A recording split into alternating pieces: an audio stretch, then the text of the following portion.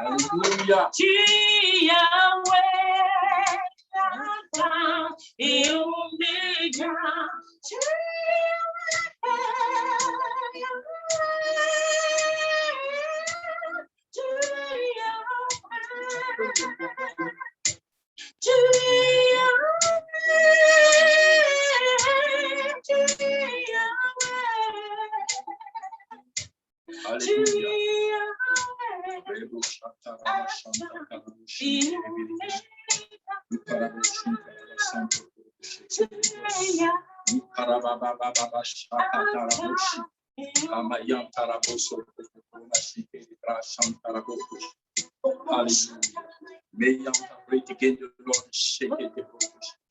Alléluia.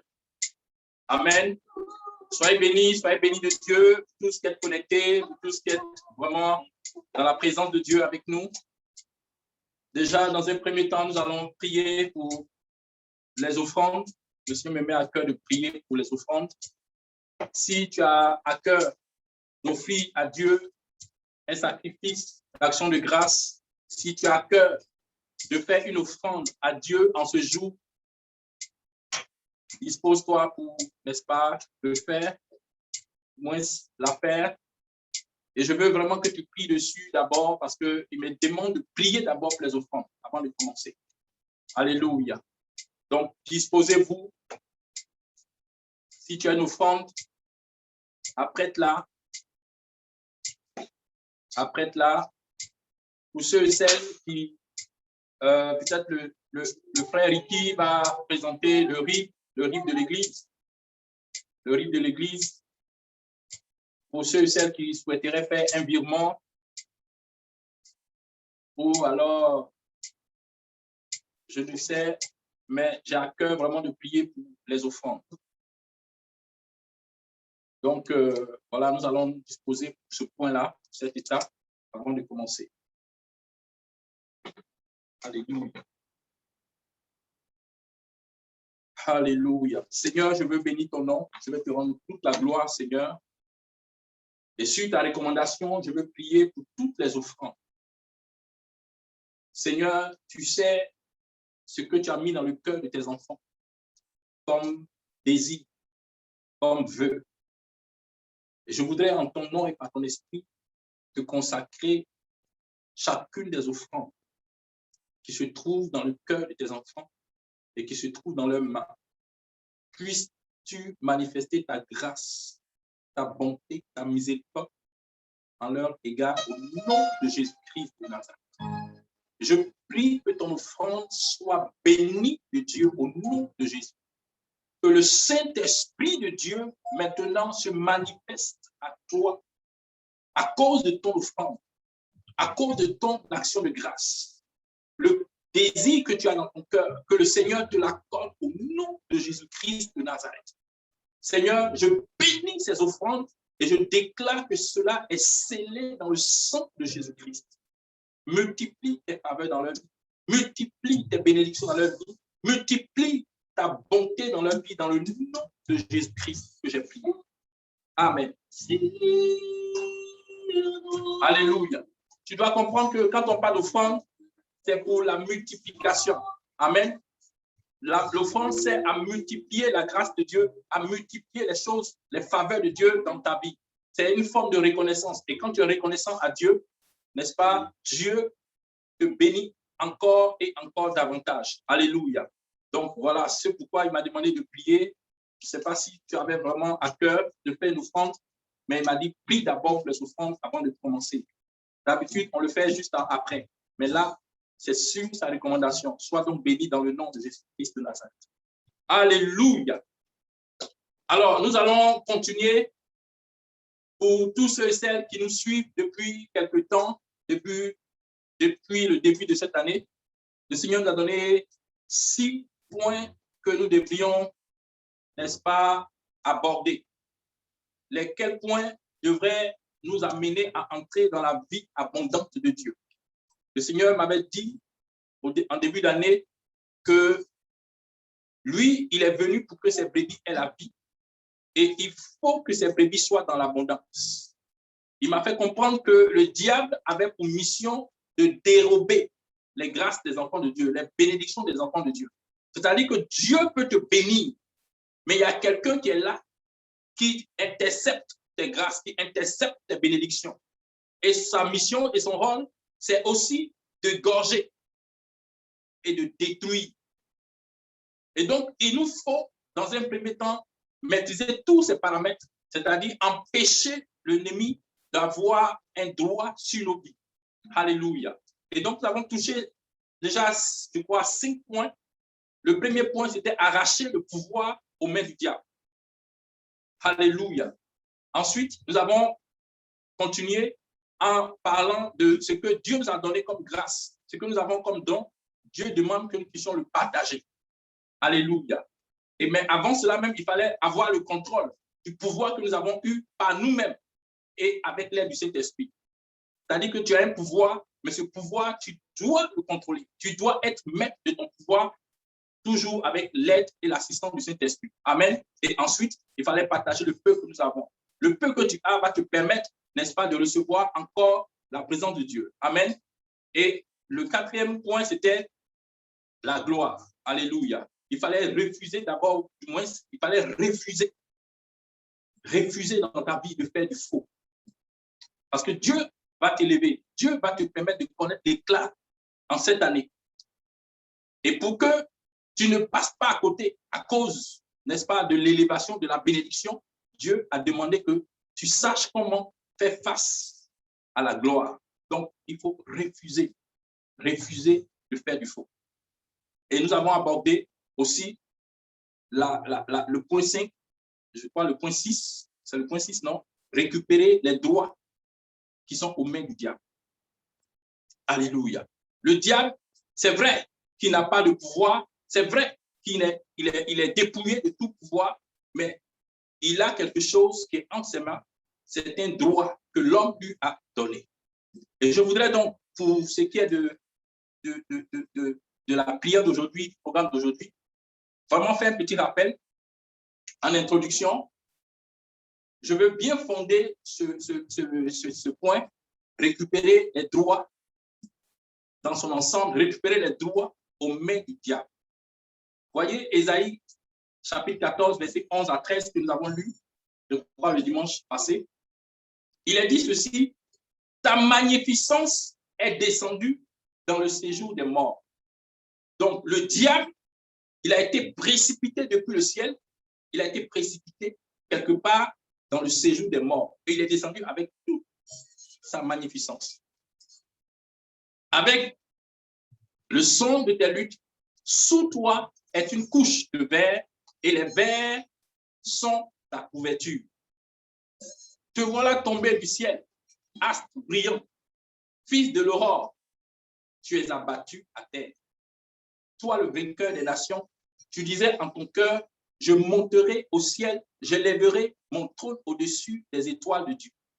Je m'assiérai sur la montagne de l'assemblée à l'extrémité du septentrion. Alléluia. Ça, c'est Ésaïe chapitre 14, qui nous montre que le diable a été précipité depuis le ciel dans un endroit qui est le lieu du séjour des morts. C'est là-bas qu'il se trouve. Amen. Et j'ai expliqué par la suite, on va lire le chapitre 28 d'Ésaïe. J'ai expliqué aussi que dans le séjour des morts, quand tu meurs sans Jésus, quand tu meurs sans Christ, que tu te retrouves dans cet endroit, tu deviens un démon. La définition du démon, selon le dictionnaire coréen, selon les experts coréens, il est dit qu'un démon, c'est l'âme posthume d'un incroyant. C'est-à-dire que quelqu'un qui est mort sans Christ va se retrouver là où le diable habite, parce que le diable est un rebelle.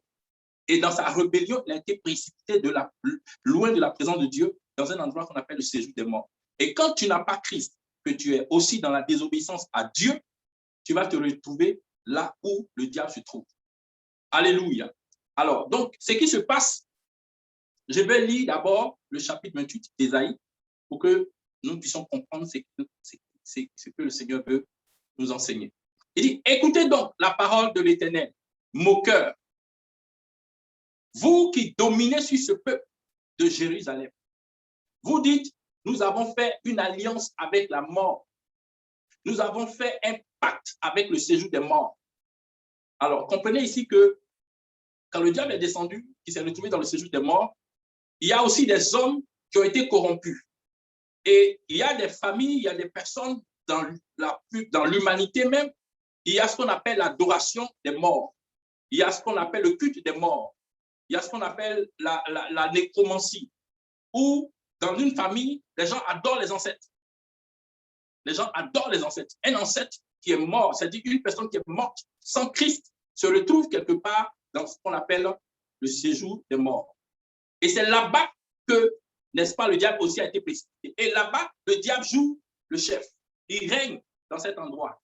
Et toutes les fois que tu adores un mort, tu es, n'est-ce pas, un instrument entre les mains du diable. Parce que la Bible déclare que le Seigneur dit qu'il est interdit d'invoquer les morts, de consulter les morts. Et donc, c'est important que tu comprennes que tu ne dois pas adorer des morts. Tu ne dois pas être en action ou en relation avec des morts. Donc, ce qui se passe aujourd'hui, c'est que le monde dans lequel nous sommes, les humains, les sectes, les sociétés secrètes, la plupart des personnes ont fait des pactes avec la mort et le séjour des morts. Et ces personnes-là, n'est-ce pas, travaillent avec des pouvoirs qui viennent du séjour des morts. Alléluia. Donc, voilà un peu ce qui se passe. Il dit, nous avons fait une alliance avec la mort. Nous avons fait un pacte avec le séjour des morts. Quand le fléau débordé passera, c'est-à-dire la catastrophe, il ne nous atteindra pas. C'est eux qui disent ça. Car nous avons la fausseté pour refuge et le mensonge pour abri. C'est pourquoi ainsi parle le Seigneur l'Éternel. Voici, j'ai mis pour fondement en Sion une pierre éprouvée, une pierre angulaire de prix, solidement posée. Celui qui la prendra pour appui n'aura point hâte de fuir. Donc, il s'agit de Jésus-Christ, qui est la pierre principale, la pierre angulaire, et ceux et celles qui vont mettre leur confiance en lui, qui vont s'appuyer sur lui, il dit qu'ils n'auront point à fuir. Il dit votre alliance, en parlant de ceux et celles qui ont fait alliance avec la mort et les séjours des morts. Il dit votre alliance avec la mort sera détruite, c'est-à-dire elle sera annulée. Votre pacte avec le séjour des morts ne subsistera pas. Quand le fléau débordé passera, vous serez par lui foulés aux pieds. Ce que je veux ressortir ici, c'est que c'est une parole, c'est une prophétie qui est donnée. Mais dans les faits, il faut avoir reçu la révélation de Dieu. Il faut avoir reçu l'orientation de Dieu pour pouvoir bénéficier, je dirais, des bénéfices qui se trouvent dans cette parole. Ça veut dire quoi? Ça veut dire qu'il y a des personnes qui adorent les morts, qui adorent les ancêtres, qui font des sacrifices. Et dans une famille, nous avons dit que par ses actes, par ses actions, le diable a eu un droit sur la famille. Alléluia. Et ce droit-là, le premier droit, c'est le droit sanguin. Quand les gens font des sacrifices de sang, à partir de ce sacrifice de sang, le diable a un droit sur la famille. Et ce droit sur la famille fait que, parce que tu fais partie de ta famille, ok? Si quelqu'un est sorcier ou pratique la sorcellerie, il a un droit légitime sur toi. Alléluia. Si tu n'as pas la révélation de ce que je suis en train d'enseigner, il a un droit légitime sur toi. Il peut t'attaquer comme il veut, il peut te tuer, il peut te gorger, il peut te voler, il peut te créer tous les problèmes. Et c'est ce qui se passe dans la vie de beaucoup d'enfants de Dieu. J'ai expliqué qu'il y a les réclamations. On parle de réclamation de famille qui est liée à un droit de sang. Donc, quand dans une famille, il y a ce qu'on appelle la sorcellerie sanguine, c'est clair que tu auras des problèmes. Alléluia. Mais ici, ces personnes-là qui pratiquent la sorcellerie ont fait un pacte avec la mort et le séjour des morts. Et donc, le diable leur donne l'autorisation ou le pouvoir d'accomplir des choses. Alléluia. Et ce pouvoir, en fait, n'est pas au diable, mais c'est eux qui ont ce pouvoir, mais qui l'ont transmis au diable. Alléluia. Je veux vraiment que ça soit clair dans nos cœurs, dans notre esprit. Alléluia. Et donc, le point que nous avons fait, c'était, n'est-ce pas, de se libérer de la sorcellerie sanguine. Et donc, le dimanche passé, nous avons prié par rapport à ça. Nous avons été orientés par l'Esprit de Dieu et nous avons vu comment est-ce qu'on triomphe de la sorcellerie sanguine, comment est-ce que, n'est-ce pas, on arrive à vaincre la sorcellerie sanguine et même à éradiquer la sorcellerie dans sa famille. C'est un programme très important que vraiment je t'invite à suivre par la grâce de Dieu. Alléluia. À côté de ça, j'ai expliqué aussi dimanche dernier qu'il y avait aussi un droit d'adoration. Le droit d'adoration, déjà, il est supérieur au droit sanguin. Le droit d'adoration, c'est un droit qui touche pas une famille, mais elle touche le quartier, la société, elle touche le pays, elle touche le peuple. Ou du moins, il touche le peuple. Alléluia. C'est un droit qui a une dimension nationale. Et donc, vous allez voir que des personnes font des sacrifices. Et leurs sacrifices touchent tout un peuple, touchent toute une nation. Alléluia. Et tant que ce sacrifice n'a pas été vraiment maîtrisé par les chrétiens, par les enfants de Dieu, ça sera dommage. Et donc, j'ai expliqué un peu comment est-ce que le Seigneur nous amène à triompher de cet esprit et à récupérer notre droit, je dirais notre droit d'adoration, qui était aux mains du diable. Amen. Je voudrais rapidement rappeler quelques points. On a dit que, en tant que chrétien, en tant qu'enfant de Dieu, le diable, à travers les hommes, font des sacrifices et ils offrent des victimes spirituelles, n'est-ce pas, au diable. C'est-à-dire que le diable n'est pas le seul en enfer. Dans son séjour des morts, il attend le jugement, le dernier jugement. Mais il va aller avec des personnes. Amen. J'espère que tu ne feras pas partie de ces personnes, et moi non plus, au nom de Jésus-Christ. Alléluia. Donc, le rôle et la mission de l'Église, c'est que la Bible déclare que Jésus-Christ nous a rachetés par son sang et il fait de nous des sacrificateurs afin que nous puissions offrir à Dieu des victimes spirituelles. Amen. Donc, d'un côté, il y a des personnes qui font des sacrifices, qui offrent au diable des victimes spirituelles. C'est pourquoi tu vas voir que dans des périodes précises de l'année, il y a des personnes qui sont sacrifiées dans les familles. Des personnes sont tuées facilement comme ça. Soit c'est la sorcellerie sanguine, soit c'est lié à une adoration qui a été faite. Amen. Donc, on va livrer des personnes. Et ces personnes qui sont livrées, si elles ne sont pas en Christ, qu'elles meurent, elles se retrouvent dans le séjour des morts et elles seront l'objet ou elles seront utilisées par le diable.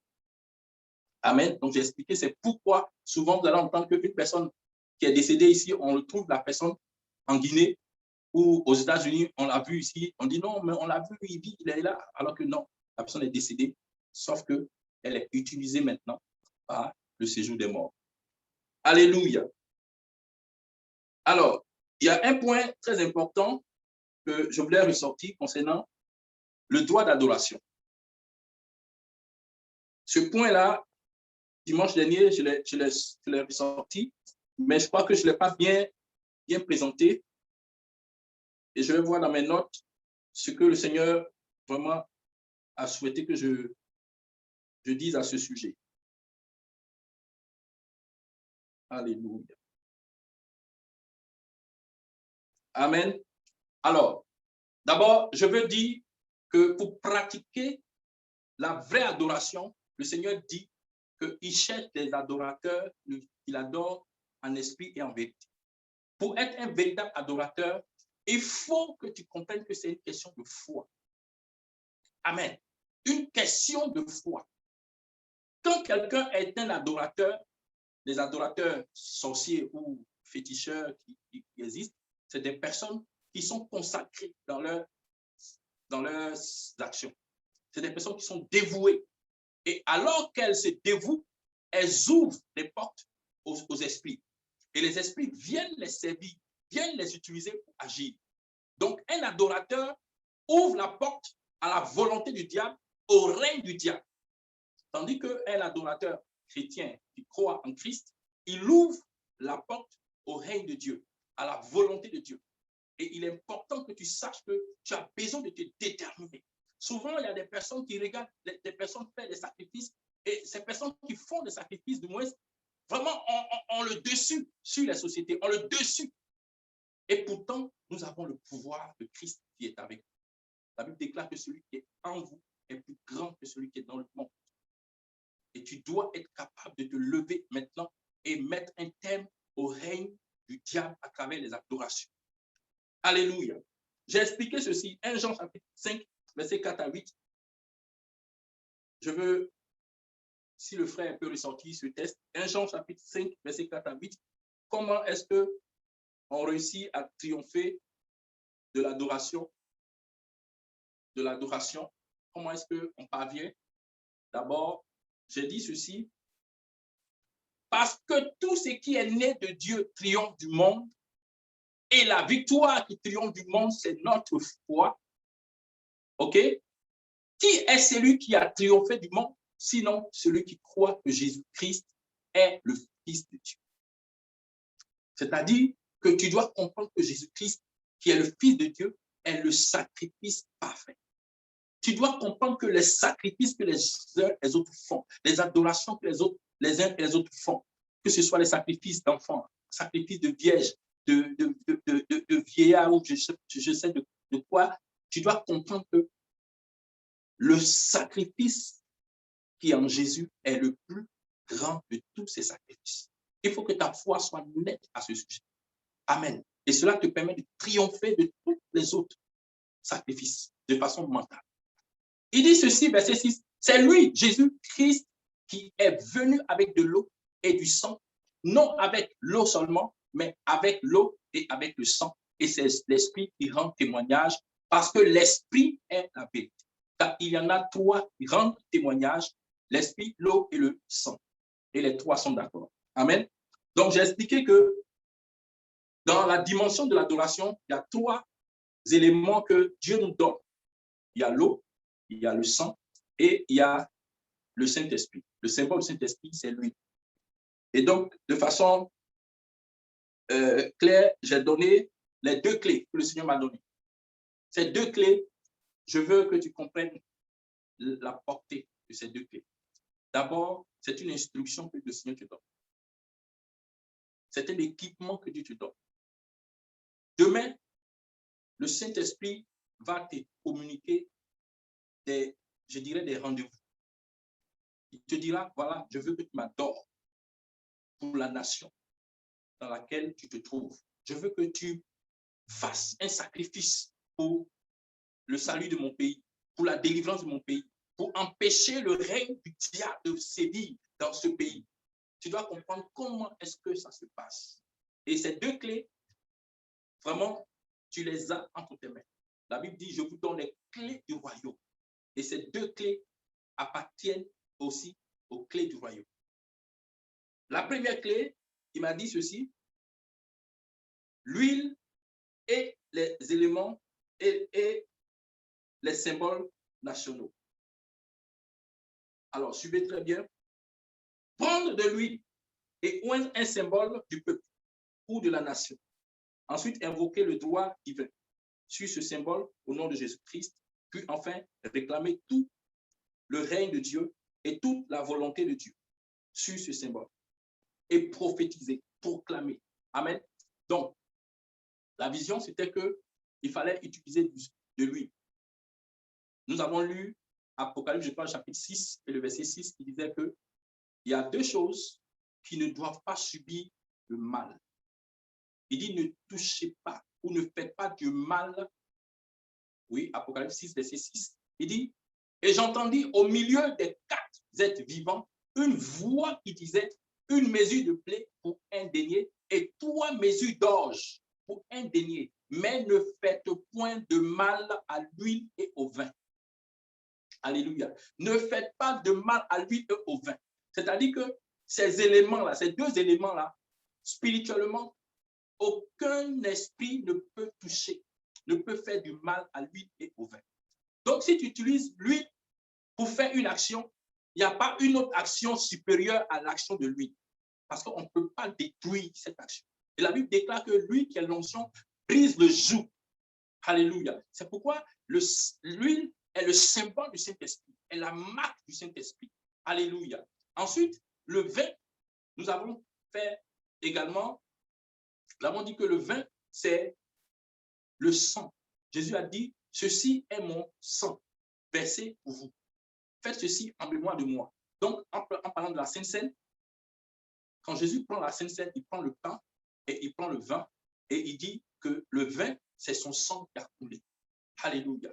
Donc, tu dois savoir que ces deux éléments-là, le vin et l'huile, sont très importants pour réussir une adoration. Amen. Alors, donc, il faut prendre de l'huile et utiliser un symbole de la nation. J'ai dit que parmi les symboles de la nation, c'était à ma connaissance, il y avait le drapeau, il y avait aussi, ça pouvait être le fanion, et ça pouvait être aussi la carte de la nation. Et cette carte de la nation, tu peux la sculpter, elle peut être sculptée ou dessinée. Et tu prends l'huile et tu verses l'huile, n'est-ce pas, sur tu ouins ce symbole.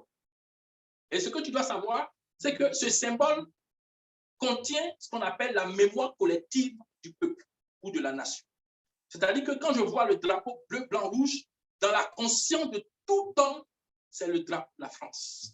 Et les Français comment on dit, se découvrent ou bien se reconnaissent, n'est-ce pas, dans ce symbole-là. OK? Donc, lorsque tu oins l'huile, tu oins ce symbole-là et que tu déclares maintenant que le règne de Dieu vient et possède ce symbole, que l'Esprit de Dieu se saisisse, que la volonté de Dieu se produise, n'est-ce pas, dans ce symbole.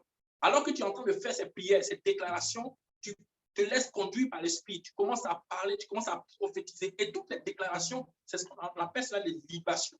Tout ce que tu seras en train de faire sera agréé. Alléluia, dans le monde des esprits. Amen. Donc, tu dois comprendre que c'est une clé que Dieu te donne. C'est une clé que Dieu te donne. Alors, tu peux arrêter le règne du diable et des démons à travers cette action prophétique. La deuxième action, c'est, n'est-ce pas, la Sainte Seine. Tu prends le repas du Seigneur seul à la maison. Tu peux le faire pour ton quartier. Si tu vois qu'il y a beaucoup de problèmes spirituels ou maléfiques dans le quartier, tu peux le faire pour ton quartier. Amen. Tu peux le faire pour ta ville, tu peux le faire aussi pour ton pays. Donc, tu prends le repas du Seigneur. Une fois que tu as pris le repas du Seigneur, le vin, ça dit que le reste de ce vin-là, tu l'utilises. Et qu'est-ce qu'on a dit à ce sujet? Prendre le repas du Seigneur, ok? Ensuite, prendre de ce vin qui a été consacré pour la scène du Seigneur, sachant que Jésus a dit, ceci est mon sang, le sang de l'alliance, qui est répandu pour plusieurs. Puis aller sur un espace, un endroit qui renferme la mémoire collective du peuple. Ça peut être le marché de la ville, le marché du quartier. Amen. Tu vas là-bas avec, n'est-ce pas, ce vin qui est le symbole du sang, qui est le sang de Jésus-Christ. Et tu vas, et sur ce terrain-là, sur cette terre qui est le marché, ou qui est la mairie, ou qui est la sous-préfecture, la préfecture de la ville, c'est quelque chose, c'est-à-dire tous ceux et celles qui sont sur ce territoire-là, ils savent ce que c'est. Au fait, leur conscience, n'est-ce pas, est habitée de la conscience de cet endroit-là.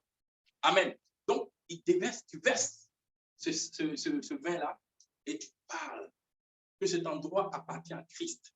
Je déclare que le sang de Jésus-Christ qui a coulé pour plusieurs, maintenant se manifeste ici aussi pour ce peuple, pour cette nation, pour les vies qui sont ici. Tu te laisses aller selon l'orientation que le Seigneur te donne. Tu commences à parler, tu commences à prophétiser et tu verras l'impact, tu verras le résultat parce que c'est une orientation divine. Alléluia. En faisant cela, tu récupères le droit d'adoration. C'est en opposition avec tous les sacrifices, tous les autels, toutes les adorations que des personnes ont eu à faire sur le peuple, sur la nation. Est-ce que quelqu'un me comprend? Tu peux délivrer ton pays. Tu peux libérer ta nation. Tu peux sauver des vies à partir de cette action prophétique. Alléluia. Donc, tu dois savoir comment récupérer le droit de sang. Tu dois savoir comment récupérer le droit d'adoration.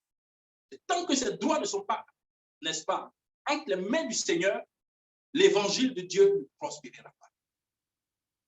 C'est une action, c'est une affaire d'autel. Tant qu'il y a un autel quelque part, Dieu n'agira pas. C'est pourquoi il va dire à Gédéon, avant d'agir, fais quoi? Renverse l'autel de la maison de ton père et bâtis-moi un autre autel. C'est ça la vision.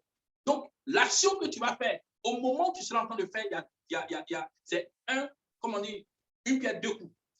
C'est-à-dire, au moment où tu fais cette action, tu es en train de mettre un thème à tous les autels, à toutes les adorations qui ont été faites. Parce que le sang est au-dessus de tout. Le sang de Christ est au-dessus de toutes ces adorations et l'huile est au-dessus de toutes ces adorations. Amen. Et par la suite, toutes les prières, les proclamations que tu vas déployer vont avoir leur effet, leur impact. Alléluia. Alors, aujourd'hui, nous allons aborder le troisième élément, récupérer les droits d'amour. Les droits d'amour. Le Seigneur m'a fait comprendre que voilà toutes quatre choses que nous devons récupérer entre les mains du diable. Il y a le sang, le droit du sang. Il y a le droit d'adoration. Il y a le droit d'amour. Amen. Et le dernier, on verra ça dimanche prochain. Le droit d'amour, c'est qu'en nous, nous avons tous ce qu'on appelle l'amour. Et beaucoup, n'est-ce pas, sont victimes aujourd'hui de leur amour, de l'amour qu'ils ont pour une personne, pour un sujet, pour une situation donnée. Et le diable, parce que l'amour qu'ils ont n'est pas sous le contrôle de Dieu, le diable, n'est-ce pas, est, n'est-ce pas, en train d'agir. Le diable est en train de contrôler leur vie. Le diable est en train de contrôler leur âme. Le diable est en train de sévir. Parce que l'amour qui, au départ, est une vertu de Dieu, n'est plus, n'est-ce pas, une bénédiction pour des personnes, mais il est un problème. Alléluia. Donc, nous allons, dans un premier temps, essayer de voir un peu ce que le Seigneur dit au sujet de l'amour. Nous allons aller par rapport aux Écritures, par rapport à la parole. Ici, dans 1 Corinthiens chapitre 13, versets 4 à 8, que beaucoup connaissent, on va voir ce qu'on appelle le fruit de l'amour ou les fruits de l'amour. Amen. Et ce point va t'aider, va te permettre de récupérer entre les mains du diable ce qu'on appelle les droits d'amour qu'il utilisait contre tes vies. Ça peut être pour toi-même, mais ça va être aussi pour les autres. Tu vas pouvoir délivrer des personnes qui sont aujourd'hui en train de souffrir, qui sont en train de mourir parce qu'il y a un problème, il y a un amour qui est en train de les détruire. Tu vas pouvoir les sauver à partir de là, au nom de Jésus-Christ de Nazareth. Donc, que dit la parole? L'amour est patient. Il est plein de bonté. L'amour n'est point envieux. L'amour ne se vante point. L'amour, n'est-ce pas, il ne s'enfle point d'orgueil, il ne fait rien de malhonnête, il ne cherche point son intérêt, il ne s'irrite point, il ne soupçonne point le mal, il ne se réjouit point de l'injustice, mais il se réjouit de la vérité. Il excuse tout, il croit tout, il espère tout, il supporte tout. L'amour ne périt jamais. Alléluia. Et il dit, les prophéties prendront fin, les langues cesseront, la connaissance disparaîtra. Alléluia. Mais l'amour est toujours là. Amen. Alors, retiens bien ce texte. Mémorise, n'est-ce pas, ce que l'amour est. L'amour est patient, l'amour est plein de bonté, l'amour n'est pas envieux, l'amour, etc. Elle fait ceci, fait cela. Alléluia. C'est un point important dans la démarche que tu dois avoir. Le deuxième verset que je veux qu'on lise, c'est Ésaïe, le chapitre 11, verset 1 à 3. Il dit ceci, puis un rameau sortira du tronc d'Isaïe et un rejeton naîtra de ses racines. Alléluia. Donc, retenez bien le mot racine. Dans un premier temps, nous avons parlé du fruit de l'amour ou des fruits de l'amour. Et ici, nous allons ressortir les racines de l'amour. Alléluia. Il dit, et un rejeton naîtra de ses racines. L'esprit de l'Éternel reposera sur lui. Esprit de sagesse et d'intelligence, esprit de conseil et de force, esprit de connaissance et de crainte de l'Éternel. Il respirera la crainte de l'Éternel. Il ne jugera point sur l'apparence. Il ne prononcera point sur un oui-dire. Amen.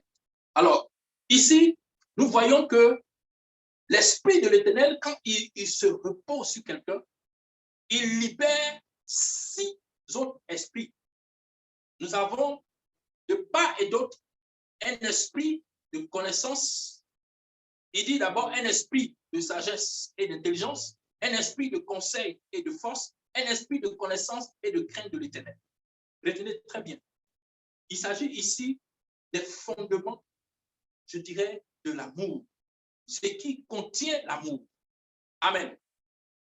Maintenant, au lieu de parler de 6 points, en vérité, il s'agit de 7 points.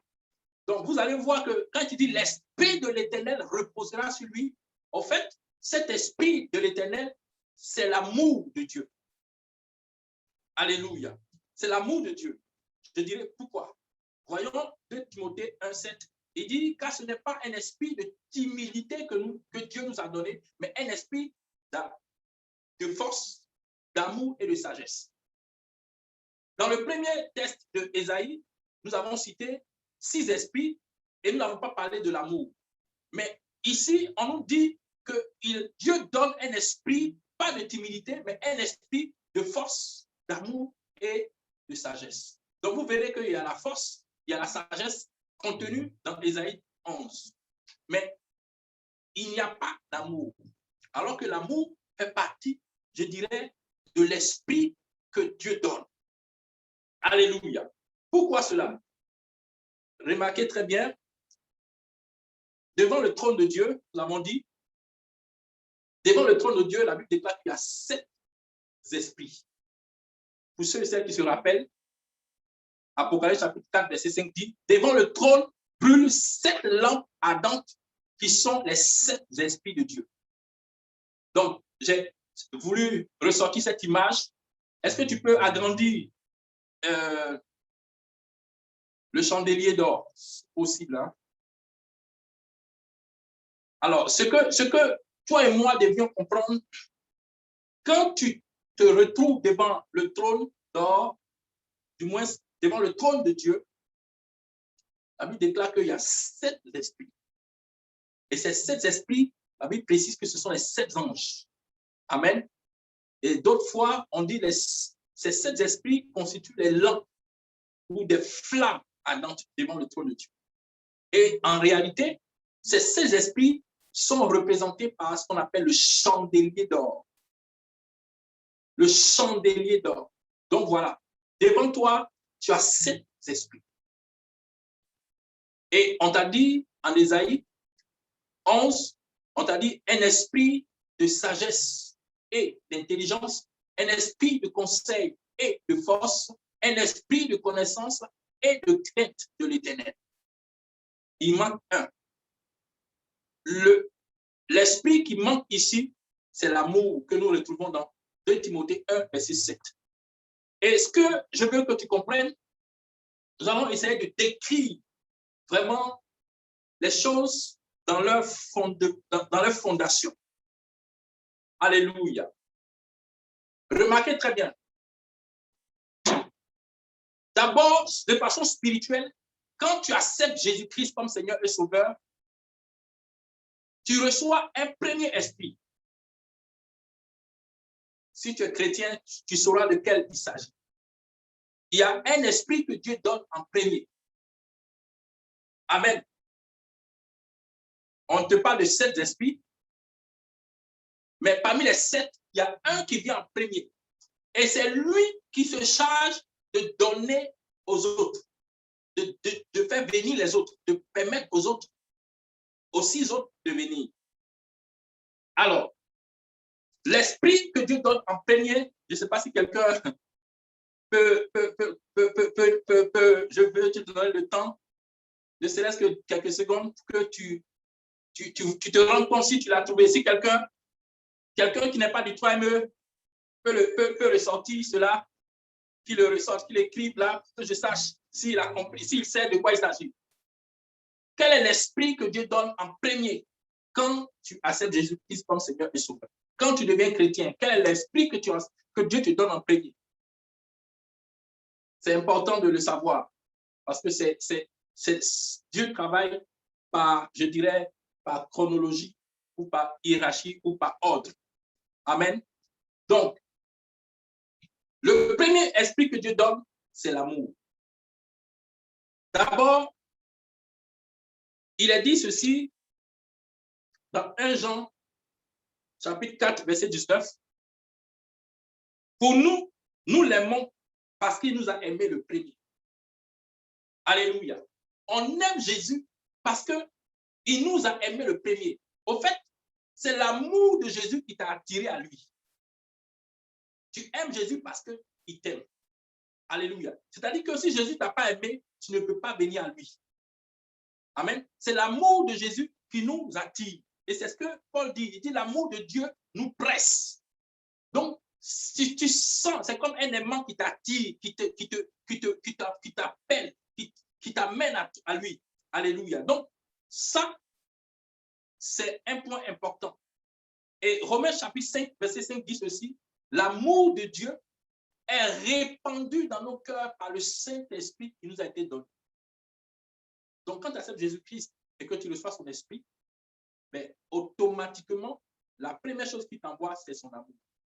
Et donc, c'est l'amour de Dieu qui va t'habiter d'abord. Tu vas aimer Dieu. C'est pourquoi la Bible parle de le premier amour. Hein?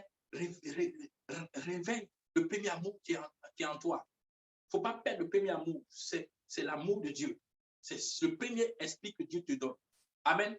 Alors, c'est la première flamme que Dieu donne à un homme. L'amour.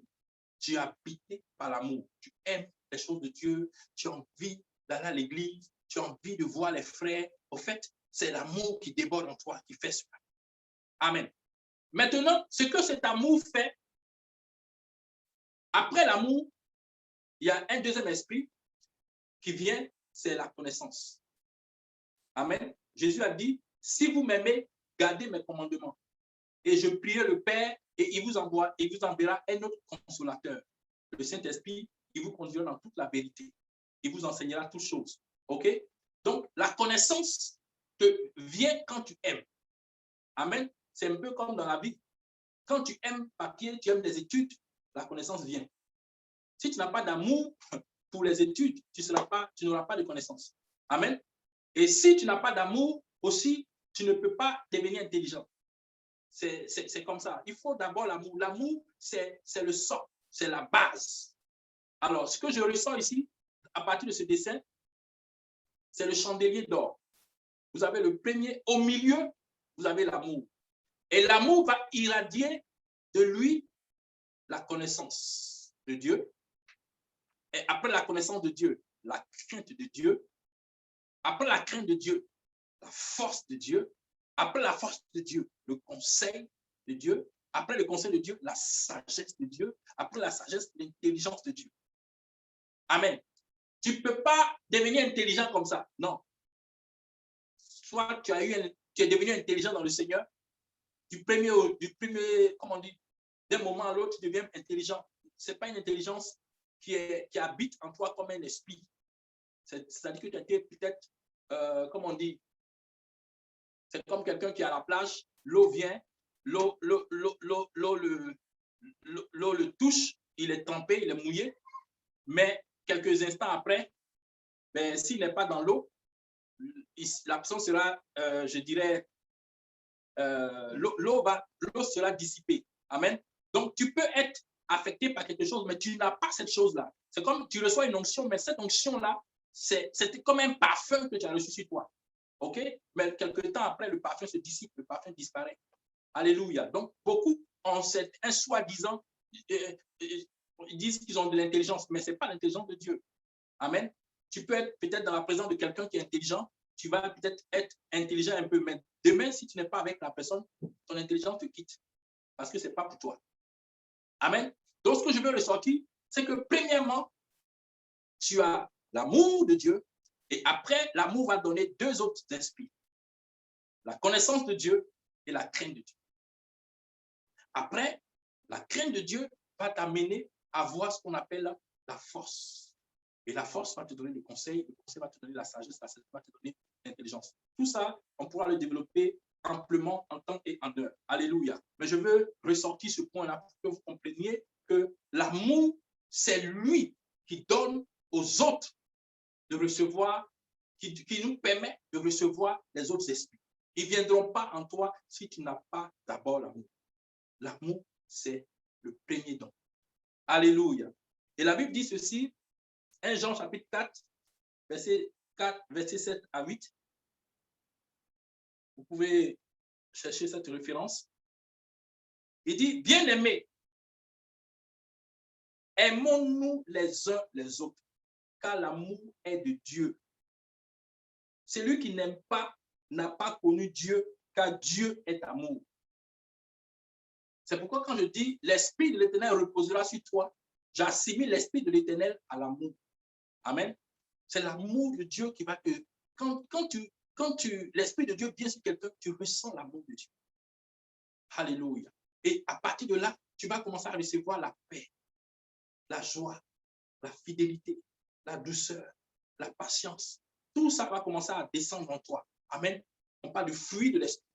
Mais le premier fruit de l'Esprit que Dieu donne, c'est l'amour. Amen. Et l'amour, maintenant, va donner les autres. Alléluia. L'amour va te permettre d'être patient, comment on dit, d'être tolérant, de supporter, voilà, de faire ce qu'il faut. Alléluia. Alors, pourquoi je ressors ces points? Pourquoi je ressors ces points? C'est parce que le Seigneur m'a fait comprendre que pour récupérer le droit d'amour qui est aux mains du diable, il faut que tu saches le contenu d'un amour, le contenu de l'amour. L'amour contient un lien solennel. Quand je parle de lien solennel, c'est-à-dire que quand on parle d'amour, il y a des formalités. L'amour est toujours accompagné de formalités. Il y a des formalités qui accompagnent un amour, lesquelles formalités vont donner de l'importance à cet amour-là. Quand quelqu'un aime une femme, il y a des choses qui se font, il y a des formalités qui sont remplies. Et ces formalités-là vont permettre aux gens de comprendre ou de voir que l'amour-là, leur relation est sérieuse. Amen. C'est-à-dire que l'homme va peut-être commencer à aller voir les parents, commencer à faire les choses correctement et tout. C'est des formalités. Donc, quand on parle d'amour, il y a des formalités qui sont en jeu. Même quand tu vas à la mairie, ils vont te demander des formalités. Quand vous devez vous marier, ils vont demander tel papier, telle chose, faites ceci, faites cela. Tout ça, ce sont des formalités qui sont, n'est-ce pas, nécessaires pour donner de l'importance à ce que l'homme est en train de faire. Alors, le sujet, c'est que le Seigneur dit que tu peux tout avoir dans la vie.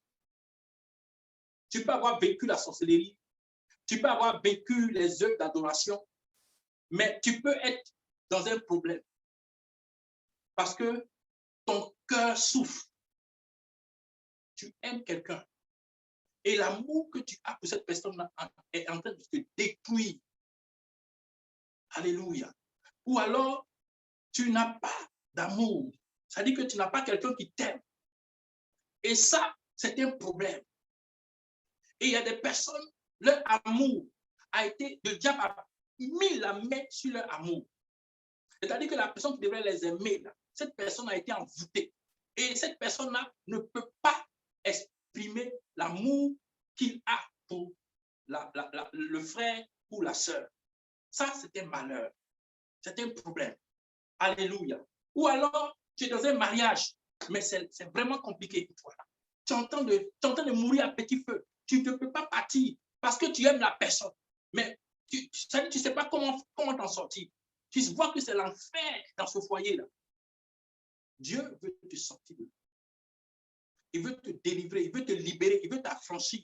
Il me dit que c'est un droit qui est aux mains du diable. Et tant que cet amour est aux mains du diable, tu auras toujours des difficultés. Tu peux croire en Jésus, tu peux tout faire, mais tu sens que tu es en train de souffrir parce que tu ne te sens pas aimé. Ou alors que tu aimes, mais il n'y a pas la réciprocité. Alléluia.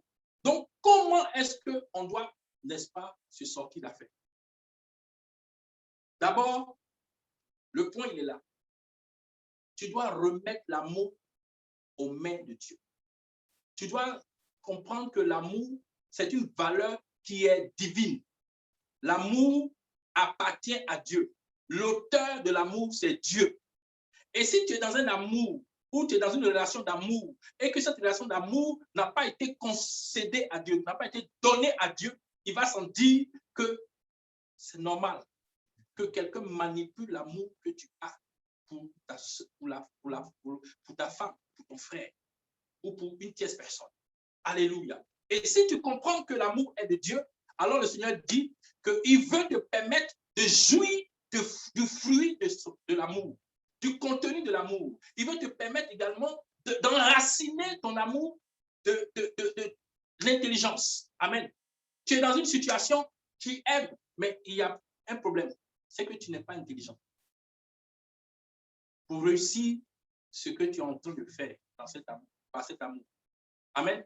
Où tu n'as pas la sagesse qu'il faut, où tu n'as pas la connaissance qu'il faut, où tu n'as pas la crainte qu'il faut. Et c'est ça qui est ton problème. Amen. Mais si aujourd'hui, par la grâce de Dieu, tu comprends ce message, tu vas voir que même si l'homme dit qu'il ne t'aime pas, il dit, toi et lui, c'est fini. Par la grâce de Dieu, par la révélation de l'Esprit, le Seigneur va t'enraciner. Il va t'enraciner dans l'amour, où il va te donner de connaître les esprits qui sont dans l'amour. Amen. Et à partir de l'un de ces esprits qui se trouve dans l'amour, alléluia, tu vas avoir le dessus. Alléluia. Donc, voyez un peu l'enracinement de l'amour. Ricky, s'il te plaît, ressort un peu. Donc, ça, c'est les 7 esprits. OK.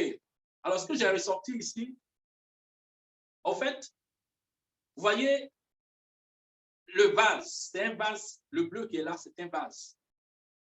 Amen. Et ce vase, c'est, au départ, c'était la base. C'était la base. D'abord, ramène le deuxième du moins. Le deuxième. Donc, vous avez la base qui est là. OK? C'est l'amour, c'est la base de l'amour. Donc, l'amour qui vient et l'amour qui va répandre.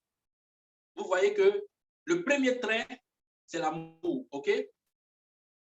Ensuite, de cet amour-là, il y a des traits qui vont de gauche à droite. Le premier trait qui va à droite, c'est le trait de la connaissance. Mais avant que la connaissance se manifeste, vous avez le début du trait, c'est les traits de l'amour qui vont. Donc, l'amour, c'est bleu. Et les premiers traits qui sortent de l'amour sont bleus, bleu, bleu. Le premier trait qui sort pour la connaissance est bleu. Et au bout, vous avez la couleur, je ne sais pas, c'est or, couleur or. Donc, la couleur or, c'est la connaissance. Vous voyez? Également, au niveau de la crainte de Dieu, il y a d'abord l'amour qui est communiqué. Et au bout, quelques temps après, on voit la couleur rouge, bordeaux. Amen. Et la crainte de l'Éternel apparaît. Ensuite, on voit la force, l'esprit de force. Avant de parler de la force, vous avez l'amour qui communique, qui est communiqué à la force. Amen. C'est-à-dire que tu ne peux pas manifester la force de Dieu si tu n'as pas l'amour de Dieu. Tu ne peux pas manifester tous les autres esprits en toi si tu n'as pas l'amour en toi. Donc, c'est pourquoi je ressens cette image-là. La base de l'amour qui est là comme un vase va ressortir les différents esprits qui sont dans l'amour. Maintenant, on va aller à l'image renversée. L'image renversée, on voit toujours la racine qui est cette fois-ci plus grande. C'est un vase, c'est comme un vase, ok? Et en dessous de ce vase, nous avons comme des racines. Amen. C'est comme un arbre avec les racines. Vous voyez les racines de l'arbre. Et donc, nous avons 7 racines ou 6 racines qui apparaissent. Nous avons la racine de la connaissance, la racine de la crainte de Dieu, la racine de la force de Dieu, la racine du conseil de Dieu, la racine de la sagesse, la racine, n'est-ce pas, de l'intelligence de Dieu. Donc, un amour, les racines de l'amour sont ces éléments-là. Alléluia. Et si tu les as en toi, Dieu, par sa grâce, pour ton problème d'amour, il va utiliser peut-être la connaissance. Et il va te donner une connaissance. Pourquoi cette femme, sa situation est comme ça? Parce que tu as l'amour. Et Dieu va te révéler des choses par sa connaissance. Parce que tu as l'amour pour ce frère, Dieu va te révéler, n'est-ce pas, l'intelligence qu'il faut pour régler ce problème. Peu importe le problème qui peut exister, tu as besoin de l'amour. Alléluia. Mais tant que cet amour est entre les mains du diable, tu ne peux pas réussir avec le Seigneur. Parce que le diable va te manipuler. Le diable va empêcher les choses de se faire. Alléluia. C'est pourquoi il m'a dit, récupère ou récupérer les droits d'amour. Amen. Il n'y a pas une personne qui n'a pas l'amour en elle. Ça n'existe pas. Même celui qui est, je dirais, le sanguinaire, qui tue, voilà, il a sa femme, il aime sa femme, il a des enfants qu'il aime, qui chez. L'amour, tout le monde a l'amour en lui. Peu importe tes défauts, tu as un peu d'amour en toi. Alléluia. Et donc, le Seigneur veut que cet amour que nous avons en nous puisse être entre ses mains. Alléluia. Ça va te permettre de te sortir de beaucoup de choses. Et ça va t'aider aussi, n'est-ce pas, à récupérer toutes les grâces qui sont destinées à ta vie. Alléluia. Donc, nous allons nous occuper des cas par cas. Récupérer les droits d'amour des mains du diable pour l'évangile. Cas 1. L'amour pour un homme, une femme ou des personnes. OK? L'amour d'une femme mariée. OK? Je prends le cas d'une femme. Tu es une femme, tu es dans un couple, tu es marié. OK? Tu es marié. Et c'est important de préciser, tu es marié devant Dieu. Alléluia. Je ne parle pas d'un couple qui n'est pas marié devant Dieu. Amen. Je vais ressentir ce qu'il en est exactement. Mais je veux parler ici de quelqu'un qui est marié, qui est dans son foyer. Et l'amour que tu as est en train de te créer des problèmes. Alléluia. Tu es en train de souffrir. Tu es en train tu sens que le diable a mis sa main. Il est en train de tout détruire dans votre vie. C'est de toi que je parle. D'abord, il est important de préciser ceci. Quand on parle de mariage, il y a 4 étapes qu'il faut respecter. Il y a les fiançailles, c'est-à-dire que l'homme et la femme apprennent à se connaître, prennent du temps ensemble et décident. C'est eux qui décident de marcher ensemble. OK? C'est les fiançailles. Ensuite, vient la dot. La dot, c'est lorsque l'homme et la femme, parce qu'ils ont décidé, vont maintenant voir les parents. Et les parents de part et d'autre s'accordent. Et ces parents doivent agir sur la base des règles de famille, des coutumes de famille. Alléluia. Et donc, il faut que les deux familles donnent leur accord pour que le mariage se passe. Alléluia. Mais ça encore, ce n'est pas le mariage biblique. Ce n'est pas le mariage scellé par Dieu. Parce que les mariages de dot, Dieu n'est pas dedans. Il faut que je le précise bien. À moins que les deux parents sont à la base chrétienne et qu'elles ont, ou du moins qu'ils ont fait un travail de détruire tous les liens. Parce qu'une bonne dot fait appel aux règles de famille, aux coutumes, à tout ce qui est dans la famille comme coutume. Alors, on va te dire non, pour que le mariage ait lieu dans notre famille, dans notre coutume, c'est l'oncle qui doit prendre la dot de la fille. Alors que l'oncle, c'est un vrai sorcier. C'est lui qui mange les gens. Alors, on va donner ta dot à ce dernier-là. Et lui, il fait ce qu'il a à faire, ils font des cérémonies, tout. Et puis on dit, ok, allez, c'est marié. Vous allez avoir tous les problèmes. Amen. Mais Dieu ne s'oppose pas à ça. Il faut le faire. Même si c'est le diable qui a décidé dans votre famille et qui a donné son accord, ce n'est pas grave. Amen. Toujours est-il qu'il faut passer par ce protocole. Parce que la Bible dit que le mariage soit honoré de tous. Amen. Même si ton père est sorcier, il faut aller le voir pour qu'il donne son accord. Même si dans son accord, là, il a mis malédiction derrière, ce n'est pas grave. Il faut le faire. Ensuite, après la dot, il faut aller vers les autorités. Il faut suivre le protocole, la hiérarchie. Il faut aller vers les autorités établies, c'est-à-dire la mairie. Il faut que la mairie, le maire, donne son OK. Amen. Après ça, c'est alors qu'on vient voir l'église. L'église, c'est un frère et une sœur, deux frères, c'est 2 ou 3 personnes qui croient en Jésus, qui s'assemblent au nom de Jésus. Amen. Et ces 3 personnes minimum, n'est-ce pas, donnent leur accord. Parce que la Bible dit que si 2 personnes s'accordent sur la terre pour demander quoi que ce soit, cela leur sera donné. Mais 2 personnes qui sont en accord avec le Seigneur. Amen. Vous devrez comprendre l'importance de ce que je suis en train de dire. Vous verrez que le premier miracle que Jésus a accompli, c'était où? À un mariage. Il s'est d'abord préoccupé de la vie de couple. Amen. Et si ta vie de couple n'a pas été confiée au Seigneur, ou que le Seigneur n'a pas été convié, et que le Seigneur n'est pas au centre, tu bâtis en vain. Alléluia. Comment tu peux solliciter le Seigneur alors que tu ne l'as pas convié, n'est-ce pas, dans le mariage dans lequel tu te trouves? Alléluia.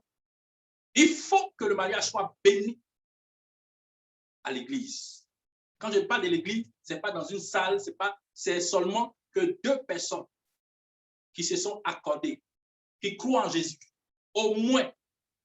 Et puis les uns, ils ont béni le mariage. Amen. Il y a des mariages, vous vous retrouvez à 4 et vous priez au nom de Jésus, vous bénissez le mariage. C'est béni.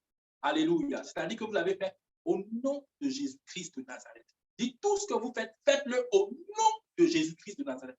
Alors, quel que soit ce qui va se passer, le Seigneur se sentira responsable de votre union. Alléluia. Donc ici, je m'adresse à ceux et celles qui sont dans un foyer. Du moins d'abord à une femme qui est en train de souffrir dans son foyer. Dieu dit que le droit d'amour que tu as là, pour le monsieur, il faut que tu le récupères pour le lui donner. Donc, comment est-ce que ça se passe? Alléluia. Alors, je ne sais pas si le frère Ricky, à ce point de prière, alléluia. Donc, il faut que toi, sœur, je m'adresse à toi, qui es une sœur, tu es dans un foyer, ça se passe mal, il y a toujours des problèmes. Dieu dit, tu vas récupérer ce droit, cet homme, il va t'aimer. Et vous allez vous aimer. Parce que le Seigneur est clair. Il dit, on ne sait pas ce que Dieu a dit. Alléluia. À partir du moment où vous êtes parti devant le maire, vous avez fini. Si vous n'êtes pas passé à l'église, ce n'est pas grave. OK. On dira que Dieu n'a pas uni parce que, OK, vous ne l'avez pas sollicité. Mais si vous êtes passé devant l'église, vous êtes passé devant des frères, devant des sœurs qui croient en Jésus, et puis vous êtes dans un foyer, frère, Dieu va rétablir les choses. Le Seigneur veut rétablir les choses. Il n'y aura pas de divorce dans le nom de Jésus-Christ de Nazareth. Alléluia. Même si l'amour que tu as pour la personne est fini, la Bible déclare que l'amour ne finit jamais. C'est toi qui penses que c'est fini. C'est dur dans ton cœur, mais Dieu va te rétablir. Alléluia. À un moment donné, la Bible déclare que les gens sont venus voir Jésus pour lui dire, mais voilà, le divorce, c'est comment? Il dit non, au commencement, ce n'était pas comme ça. Mais c'est à cause de votre cœur qui est dur. Alléluia. Mais si tu comprends ce message, Dieu va te donner le fruit qu'il faut pour que l'amour revienne dans ton foyer.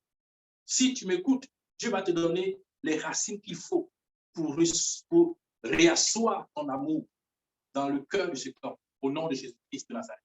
Donc, première prière que tu dois faire, je veux que le frère mette les points de prière et je veux simplement ressortir les points. On ne va pas prier pour prier, mais je veux donner l'indication, l'instruction. Refusez à présent que votre amour, mets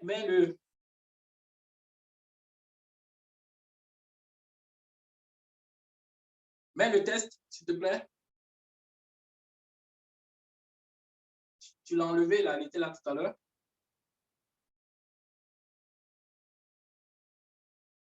OK? Ah oui. OK, d'accord, tout à l'heure, on va les sortir ce point-là. Amen.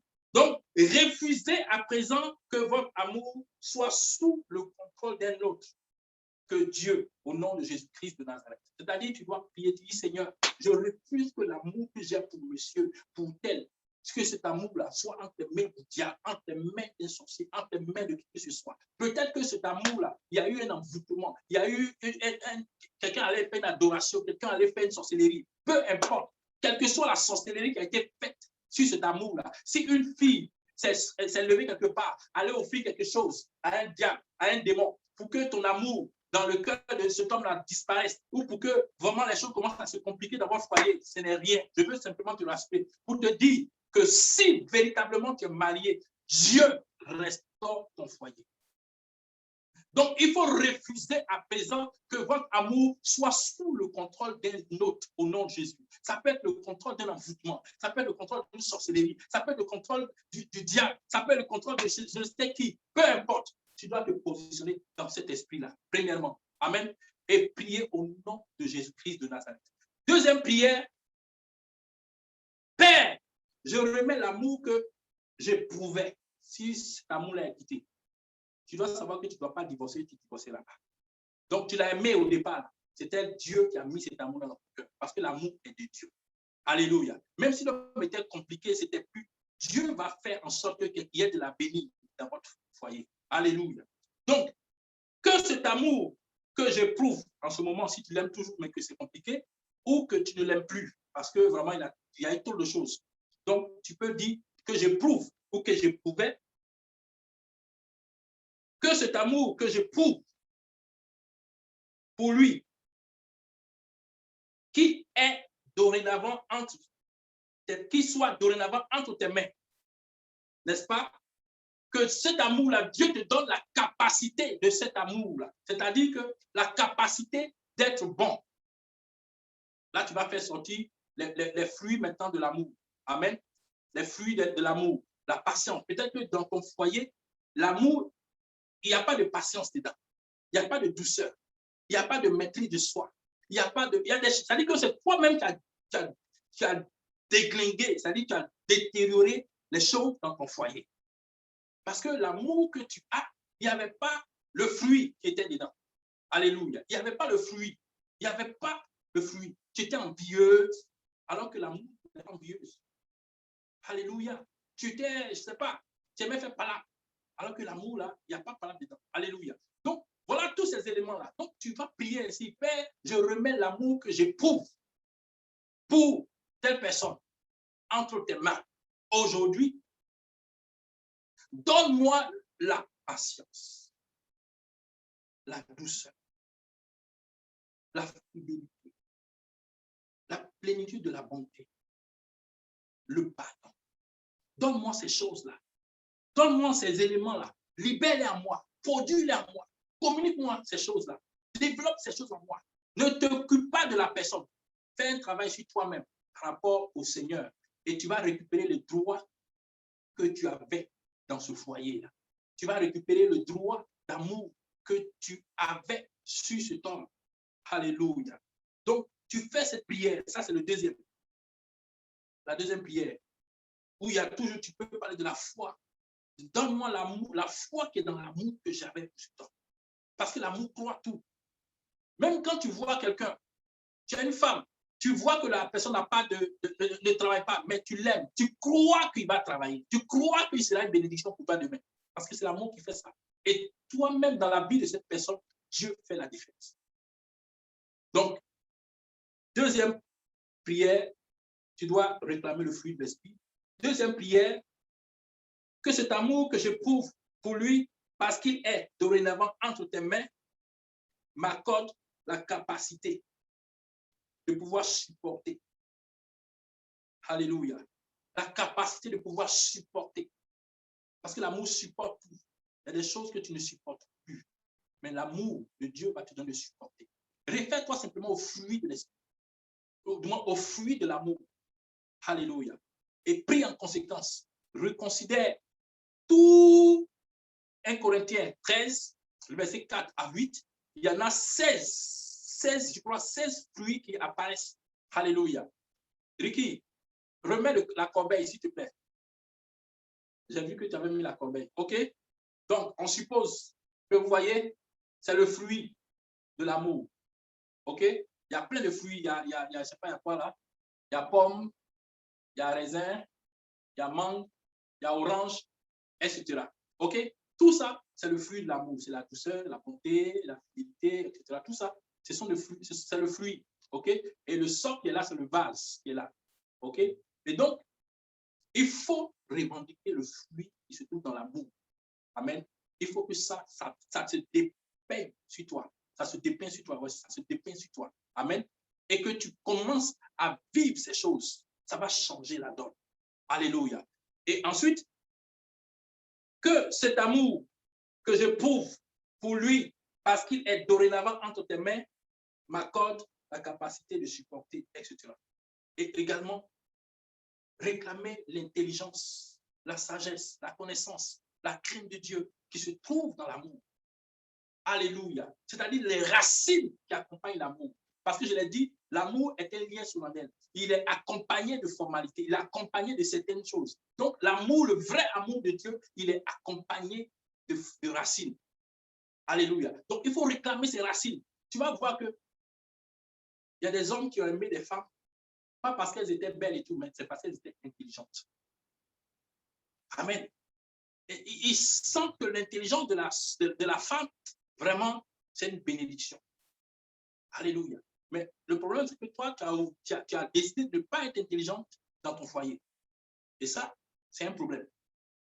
Mais aujourd'hui, prends le temps, entre en toi-même et demande au Seigneur, voici l'amour que tu donnes. Il y a des fruits qui sont là, il y a les racines qui sont là. Qu'est-ce qui me manque? Je veux rétablir les choses. Permets que maintenant, je puisse éprouver tel fruit, tel fruit, tel fruit, tel fruit dans mon cœur pour monsieur. Permets que maintenant, je puisse expérimenter la connaissance, la crainte de Dieu, l'intelligence, la force, la sagesse qu'il faut pour ce temps. Si tu commences à libérer ces choses en toi, tu vas voir que tu auras l'autorité de Dieu. Parce que dans les racines, il y a la force. S'il y avait un démon, le démon va partir. S'il y avait une sorcellerie, la sorcellerie va partir. Souvent, c'est peut-être une sagesse. Les paroles qui sortent de toi sont des paroles remplies de sagesse. Et la personne ne peut que se soumettre parce que le contrôle du diable quitte au nom de Jésus-Christ. Donc, quand celui d'une femme qui est dans un foyer où son amour n'est plus entre ses mains, où son amour n'est plus entre les mains de Dieu, mais cet amour est entre les mains d'un autre. Alléluia. Car d'un homme qui est dans un foyer où les choses se passent mal. Alléluia. Suis-moi très bien. 1B. Père, je remets l'autorité de mon amour pour Y entre tes mains aujourd'hui, au nom de Jésus-Christ. L'autorité de l'amour que tu avais n'est plus là. Amen. Parce que tu n'as pas mis les choses entre tes mains du Seigneur. Par conséquent, les choses se passent mal. Et ça, c'est le cas d'un homme qui n'est pas allé à la mairie, par exemple, avec la femme. Ça veut dire que cet homme-là ne respecte pas les règles, les autorités. Parce que tu ne peux pas être une autorité si tu n'as pas d'autorité. Tu ne respectes pas l'autorité. On te dit pour se marier, pour le foyer, il faut voir les autorités. Déjà, même tu n'es pas parti dans la famille pour la dot. Donc, tu ne respectes rien. Alors, ça peut se passer bien à un moment donné, mais la femme risque de ne pas te respecter. Et tu auras un problème d'autorité dans ce foyer. Parce que tu n'es pas un exemple d'autorité. Alléluia. Donc, à toi, je m'adresse. Parle au Seigneur, je remets l'autorité de mon foyer, de mon amour entre tes mains. Dis-lui que tu t'es trompé parce que tu n'es pas allé au mariage, à la mairie, par exemple, que tu n'es pas allé, n'est-ce pas, tu n'as pas fait ce qu'il faut. Alléluia. Je dis cela parce qu'il y a quelques années, il y avait une sœur qui avait un problème comme ça avec un monsieur. Alors, elle aimait le monsieur. Et le monsieur avait pour plaisir d'aller avec toutes les femmes. Elle savait que l'homme en question était l'homme de sa vie parce que Dieu lui avait dit. Et cet homme, il jouait avec le cœur de la sœur. Et à un moment donné, on a prié avec la sœur, on lui a donné les conseils qu'il fallait et tout. Et des années plus tard, il s'est trouvé que le monsieur, comme c'était un grand, il aimait consulter et tout, il allait consulter, on lui a dit, parmi toutes les femmes là, c'est celle-là qu'il te faut pour réussir ta vie. Et tout le monde était convaincu que c'était la bonne femme. Parce qu'elle avait développé, n'est-ce pas, des vertus de l'amour qui viennent de Dieu. Et malgré cela, c'était que les parents de l'homme étaient musulmans. Et ils ont décidé que ce soit la sœur épouse leur fils.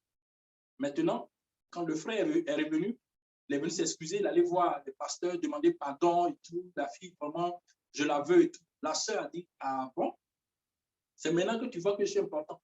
Je ne veux pas. Donc, elle a joué avec le cœur du monsieur, elle s'est amusée avec et elle n'a rien fait avec le frère. Alléluia. Bon, la conséquence, c'est qu'elle-même, ce n'est pas bien passé. Amen. Donc, j'explique ceci pour dire que les vertus que tu vas développer, les racines que tu vas développer vont faire en sorte que la personne va se ressaisir. Malgré sa débauche, malgré l'influence diabolique qui se passe dans sa vie, à un moment donné, le Saint-Esprit de Dieu va intervenir, il va ramener au cœur de la personne des bonnes pensées parce que tu as des bonnes valeurs, tu as de bonnes racines d'amour en toi. Donc, c'est important que ce point-là soit ressorti. Donc, en tant que frère, cherche à refaire les choses correctement. Si tu m'entends, si tu es un frère, que tu aimes une sœur, vous n'êtes peut-être pas encore dans le foyer, ou vous êtes dans le foyer, mais les choses se passent mal. Tu vois que, tu sens que la sœur s'en va ailleurs et qu'elle n'a plus d'intérêt pour toi, elle n'a plus de regard pour toi. Mets-toi entre les mains du Seigneur. Remets l'amour que tu avais pour cette sœur entre les mains du Seigneur et dis au Père, Père, je remets l'autorité de l'amour que j'avais pour cette sœur entre tes mains. Prie de la sorte. Ensuite, demande au Seigneur de t'accorder toute la sagesse qu'il faut. Toute la sagesse qu'il faut, c'est-à-dire l'intelligence, c'est-à-dire la connaissance, tout ce qu'il faut comme racine, que cela se développe en toi maintenant au nom de Jésus. Et dans le même temps, tu pries qu'il t'accorde. Je dis, Père, je veux réussir notre amour. Donne-moi aujourd'hui tous les fruits de cet amour avec son enracinement nécessaire afin de réussir ma vie de couple au nom de Jésus-Christ de Nazareth. Alléluia. Si tu le fais, c'est une orientation que j'ai reçue de la part du Seigneur. Si tu le fais, tu vas voir que tu vas récupérer le droit d'amour qui existe entre toi et la sœur, entre toi et le frère, au nom de Jésus-Christ de Nazareth. Le troisième point, c'est un point, il ne s'agit pas de couple. Il s'agit d'un droit d'amour qui existe n'est-ce pas, avec quelqu'un. La Bible dit, ne devez rien à personne si ce n'est l'amour. Amen. Tu dois aimer les gens. Tu dois aimer ta famille. Tu dois aimer tes frères. Tu dois aimer le monde. Tu dois aimer les gens, du moins qui sont autour de toi. Alléluia. Mais il savait que souvent, cet amour te crée des problèmes. Je vais donner ce témoignage. J'étais avec une servante de Dieu qui me parlait d'un sujet. Il s'agit d'une sœur qui aimait sa mère. Du moins, sa mère était une sorcière. Elle pratiquait la sorcellerie. Elle était réputée, on savait que c'était elle qui vraiment était la baronne dans la famille. Et donc, la sœur, l'amour qu'elle avait, elle a consacré cela au Seigneur. Elle a dit au Seigneur, j'aime ma mère. On dit d'aimer nos parents, mais voilà ma maman. Elle est comme ça. Le Seigneur a mis dans son cœur un amour fou pour sa mère. Et c'était le 31 décembre. Qu'est-ce qu'elle a fait? Au fait, elle ne savait pas. Mais elle s'est levée, elle allait à la maison, elle allait voir sa mère. Elle a repeint la maison, repeint toute la maison. Elle a pris sa mère, elle a envoyé chez le coiffeur, on lui a refait la coiffe. Elle a acheté des habits de fête. Elle a vraiment mis sa maman vraiment dans une bénédiction. Et la mère, elle était tellement touchée. Elle a appelé sa fille. Et elle a commencé à lui dire, ma fille, tu as un bon cœur. Tu as un bon cœur. Ton cœur est trop bon, ma fille. Ton cœur est trop bon. Mais l'autre côté là-bas, là, ils ne sont pas bons. L'autre côté là, ils ne sont pas gentils. Ma fille, tu es bonne. Ma fille, tu es bonne. La fille, au fait, elle savait, mais elle a fait comme si elle ne savait pas de quoi il s'agissait. Elle dit, mais maman, pourquoi tu disais? Elle dit, non, ma fille, tu es trop bonne. Tu es trop bonne. Tu es trop bonne. Et elle a fait que parler comme ça. Et quelques temps après, elle a commencé à pleurer. Elle a dit, ma fille, je suis sorcière. Là, on m'a dit de te livrer. Tu dois mourir telle date. Tout est déjà fait. Mais tu es trop bien, ma fille. Ton cœur est trop bon. Je ne peux pas. Je ne peux pas. Je ne peux pas. Et elle pleure. Elle dit que c'est elle-même qui va partir. Elle préfère, parce que c'était la règle, soit elle donne la fille ou elle-même elle meurt. Donc elle a commencé à pleurer. Elle a dit qu'elle-même, elle décide, elle accepte de mourir. Mais sa fille doit vivre. Et la fille a commencé à lui dire, non maman, ce que tu entends de me dire là, ce n'est pas grave. Allons voir mon pasteur, il va prier. Elle dit, non, c'est déjà fait, ils vont me tuer, c'est déjà fini. Parce qu'on a déjà mangé pour les autres. Donc, toi, on doit te manger. Mais comme j'ai refusé, c'est moi qui vais partir. La fille dit, non, maman, allons voir mon pasteur. Et elle allait avec sa maman voir le pasteur. Et comme le pasteur, il savait la chose, ils ont simplement pris le sujet, prié pour la femme, pour la maman, et elle a été délivrée de l'esprit de la sorcellerie. Et la fille, aujourd'hui, elle est heureuse. Et sa maman, elle est chrétienne, elle est convertie, elle prie, elle passe son temps à parler de Jésus. Alléluia. Mais qu'est-ce qui a fait la différence? C'est parce qu'elle avait de l'amour. Mais l'amour que la fille avait, c'était un amour qui est sous le contrôle de Dieu. Alléluia. Parce qu'il y a des personnes qui disent qu'ils ont l'amour, mais leur amour n'est pas sous le contrôle de Dieu. C'est un amour peut-être charnel, c'est un amour peut-être autre, et ils font du bien, elles vont faire du bien, on les tue gratuitement. Alléluia. J'en connais. On a eu un monsieur qui aidait les gens dans l'église en Afrique. Il donnait de son argent à toujours, c'est lui qui donnait de l'argent à l'église. Dans l'église, ce jour-là, il y avait des sorciers qui ont dit, mais lui, là, il se prend pour qui? Ils ont pris le frère, ils l'ont préparé. On était très jeunes. On avait vu ceux et celles qui avaient fait ça. Mais comme on était jeunes, on parle, les gens comprennent. Et les gens ne pouvaient pas comprendre parce que c'était dans une église, vraiment pas une église charismatique. On avait vu. On a vu que le frère, le monsieur, les gens l'avaient préparé, il allait mourir. Le monsieur a commencé à souffrir devant tout le monde. et il est mort. Parce que c'était un monsieur qui avait beaucoup d'amour. Et il donnait à l'église. Il s'occupait des gens. Il donnait. Vraiment, c'était un bon monsieur. Mais son amour, peut-être quand il lui donnait souvent, peut-être il faisait pour se faire voir ou on ne sait pas. Mais ils l'ont tué tout simplement parce qu'ils disent qu'il se fait voir dans l'église. Alléluia. Mais si ton amour est entre les mains du Seigneur, tu vas voir que le Saint-Esprit va te communiquer les choses. Il va te dire, ma fille, mon fils, voilà, donne, mais voilà ce que tu dois faire. Il y a une intelligence qui accompagne. Il y a une sagesse qui accompagne. Il y a quelque chose qui accompagne ton acte d'amour que tu poses. Alléluia. Parce que tu es enraciné. Les racines de l'amour sont avec toi. Et le fruit de l'amour est avec toi. Et tout ce que tu fais, Dieu t'accompagne. La grâce de Dieu t'accompagne. Alléluia. Donc, je donne ce point-là pour que tu comprennes que peu importe la situation, même si ton parent est sorcier, la Bible dit qu'il faut donner de l'amour.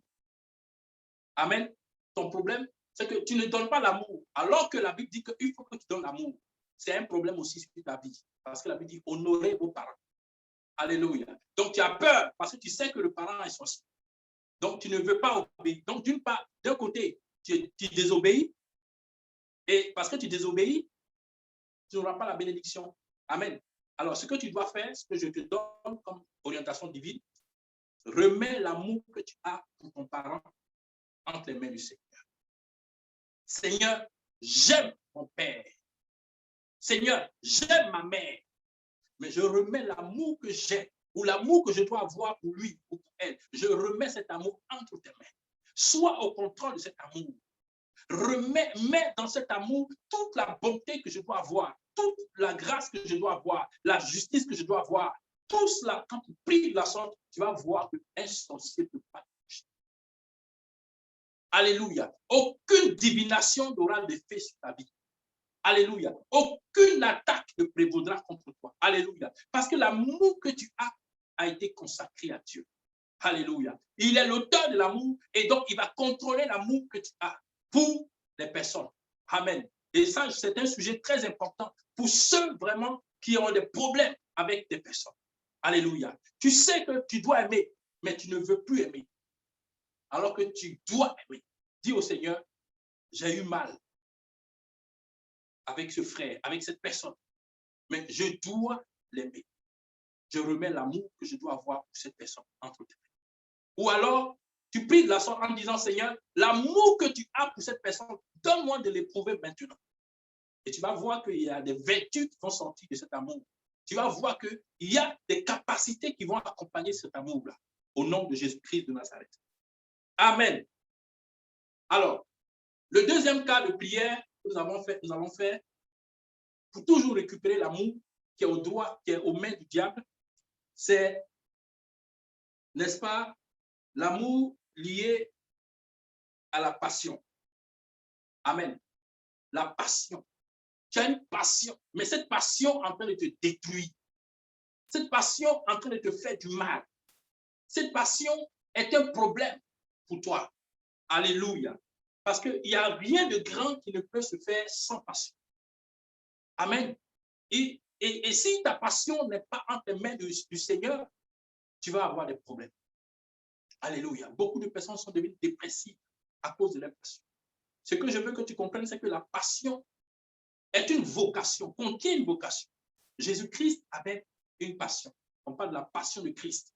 Alléluia. Sa passion, c'était de sauver l'humanité. Alléluia. Et ça n'a pas été facile.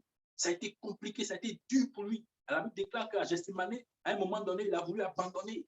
Mais il a dit non, il faut que j'y aille. Alléluia. Je veux t'encourager, frère. Je veux t'encourager, sœur. Quelle que soit la passion dans laquelle tu te trouves, Dieu veut que tu réussisses. Amen. Dieu veut que tu t'en sortes. Et il veut que tu comprennes que la passion que tu as, je ne sais pas dans quel domaine tu es passionné, qu'est-ce qui te passionne. Mais tu peux recevoir une intelligence pour réussir ta passion. Tu peux recevoir une sagesse pour réussir ta passion. Simplement, tu dois consacrer cette passion.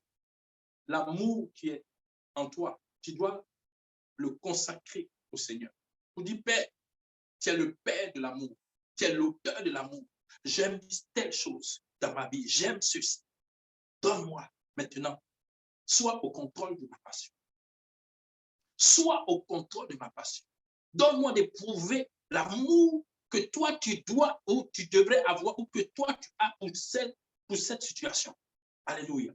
Et tu vas voir que Dieu va te donner toute la grâce qu'il faut.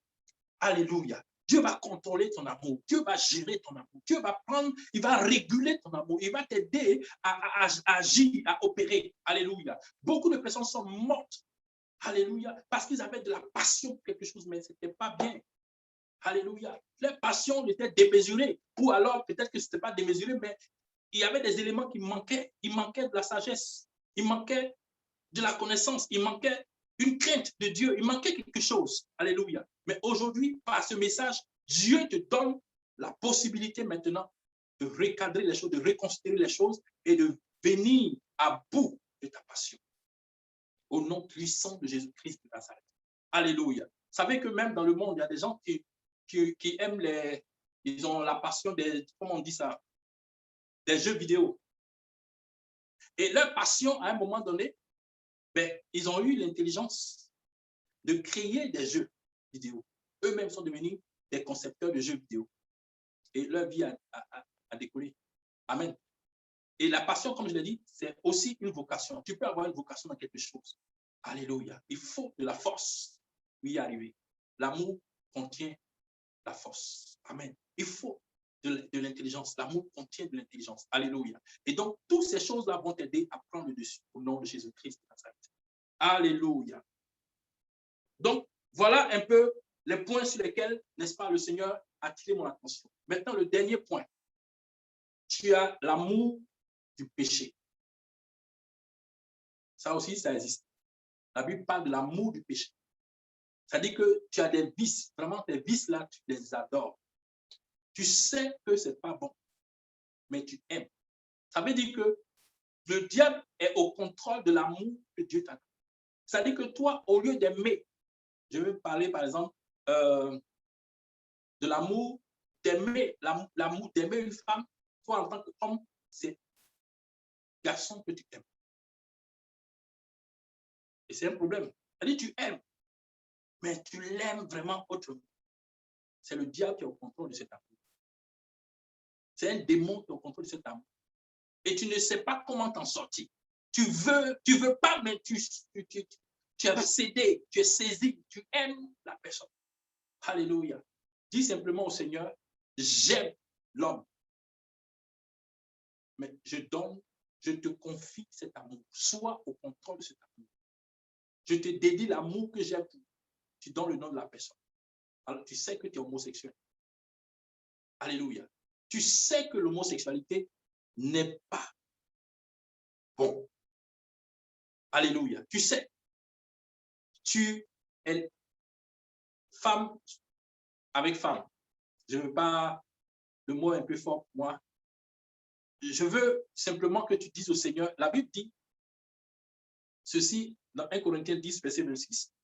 Car si nous péchons volontairement, après avoir reçu la connaissance de la vérité, il ne reste plus de sacrifice pour les péchés, mais une attente terrible du jugement et l'ardeur d'un feu qui dévorera les rebelles. Alléluia. Tu es rebelle à la voix de Dieu. Dieu te parle, ou alors sa parole te parle. Mais tu as un vice pour toi.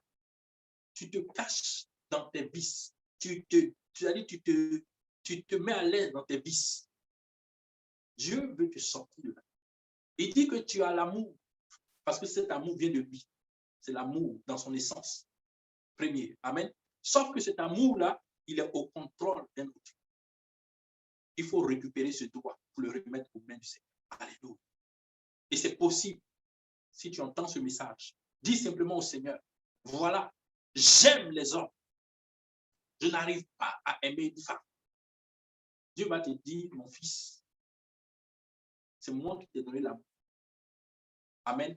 Et dans l'amour qu'il t'a donné, il va produire en toi ce qu'on appelle la crainte de Dieu. Alléluia. Parce que l'une des racines de l'amour, c'est la crainte de Dieu. Et la crainte de Dieu, quand elle te saisit, ça dit, tu ne peux pas. Ça dit que Tu ne peux pas faire ce que tu as envie de faire. C'est-à-dire que tu es saisi par la crainte de Dieu. Alléluia. Et la crainte de Dieu, la définition que nous avons reçue au 3ME, c'est connaître le cœur de Dieu et vouloir l'honorer à travers des intentions pures. Alléluia. On ne peut pas tricher avec la crainte de Dieu. Non. Tu sais que Dieu, voilà ce qu'il aime. Voilà ce qu'il n'aime pas. Et quelque chose te saisit. Tu as envie d'honorer Dieu. Alléluia. Tu es plus fort que toi. Tu rentres dans une adoration véritable. La Bible dit que le Seigneur va dire à Abraham, quand le Seigneur lui a dit, sacrifie-moi ton fils, ton unique, celui que tu aimes. La Bible déclare que ici, Abraham a connu le cœur de Dieu. Et il a vu le cœur de Dieu. Le cœur de Dieu, pour lui, c'était d'offrir son fils, son unique. Mais il savait que c'était son unique, son fils unique. C'était dur pour lui, mais il a voulu honorer Dieu. Alléluia. Donc, il allait sacrifier son fils. Alléluia. Et il était sur le point de le faire. La Bible déclare qu'il a pris le couteau. Maintenant, il a vu, il est venu dans le but d'égorger l'enfant. L'ange a crié, Abraham! Non, arrête. Alléluia. Et le Seigneur a dit, maintenant, je vois que tu crains Dieu. Alléluia. C'est ça la crainte de Dieu. C'est pas, il n'a pas fait semblant comme si, il fait comme si, non, il était prêt à couper, à égorger. Alléluia. C'est là que l'ange a vu que vraiment l'homme là, il avait la crainte. Alléluia. Donc, ce n'est pas faire semblant. Comme beaucoup, n'est-ce pas, font semblant avec le Seigneur. Dieu voit ton cœur, il sait que tu n'as pas sa crainte. Parce que tu fais semblant. Mais quand tu as la crainte de Dieu, tu as des intentions pures. Dieu voit tes intentions. Dans ce que tu fais, il voit tes intentions. Alléluia. Et il sait que c'est pur ou que ce n'est pas pur. Alléluia. Donc, je parle à quelqu'un qui est homosexuel. Quelqu'un qui a vraiment, qui est dans des vices, peut-être cachés. Dieu peut t'aider.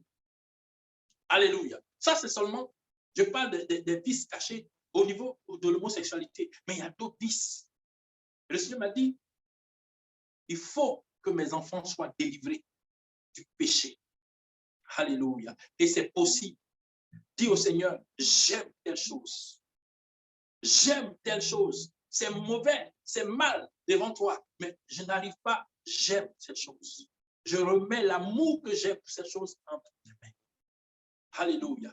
Je veux que tu sois au contrôle de cet amour. Je veux que tu prennes le contrôle de l'amour que j'ai pour telle chose. Alléluia. Et à partir de ce moment-là, le Seigneur va prendre le contrôle. Alléluia. Et les démons ne vont plus avoir le contrôle sur toi. Les esprits méchants ne vont plus avoir le contrôle sur toi. Tu n'auras pas besoin de faire quoi que ce soit d'autre. Le Saint-Esprit de Dieu viendra, il te donnera la capacité nécessaire pour le faire. Par l'amour de Dieu, tu t'en sortiras. Alléluia. Donc, je veux bénir le Seigneur pour ta vie. Pour toi qui m'as entendu aujourd'hui, c'est possible que le diable n'ait plus le contrôle sur l'amour que tu éprouves. Alléluia, dans ton cœur pour quelqu'un. L'amour que tu éprouves dans ton cœur pour une situation donnée. Dieu veut prendre le contrôle de cet amour. Il t'appartient de comprendre que l'amour de Dieu contient des fruits et contient des racines. Il t'appartient maintenant de dire au Seigneur, voici l'amour que j'ai à moi. Et cet amour est un problème pour moi. Je veux que tu sois au contrôle de cet amour. Et commence à rentrer dans la présence de Dieu. N'aie pas peur de t'approcher de lui. Peu importe le mal que tu reconnais pour ce péché ou pour la situation, dis au Seigneur, voilà l'amour, je te redonne. Je te le donne au nom de Jésus-Christ. Alléluia. Je veux prier avec vous pour terminer.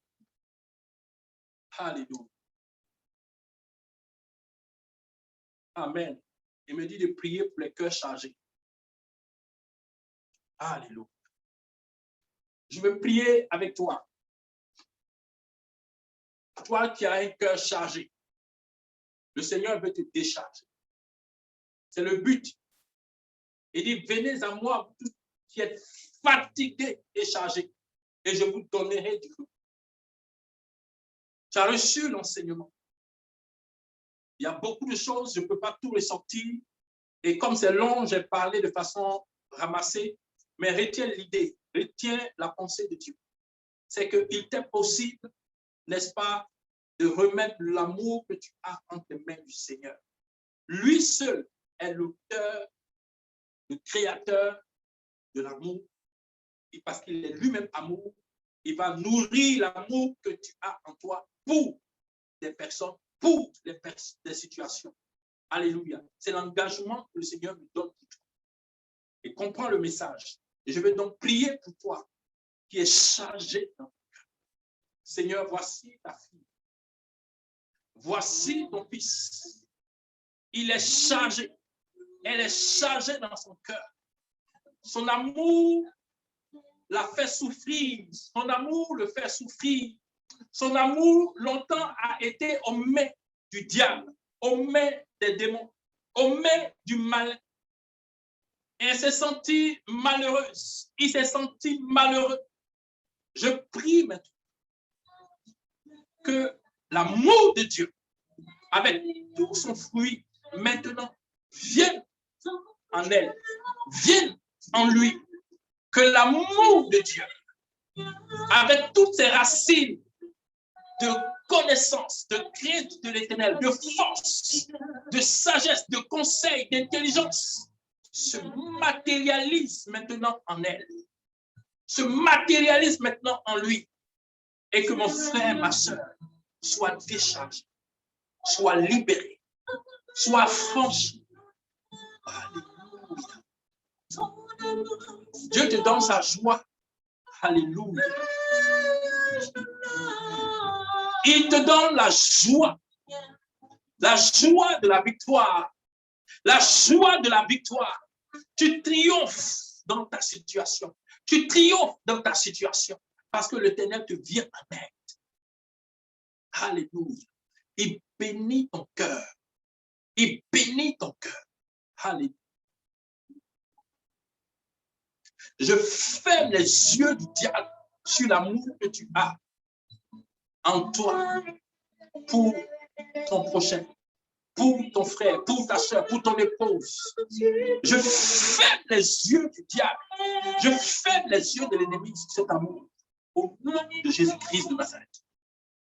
Que l'amour que tu as soit recouvert du sang de Christ et que l'Esprit de Dieu ouvre cet amour. Que l'Esprit de Dieu garde cet amour au nom de Jésus-Christ de Nazareth.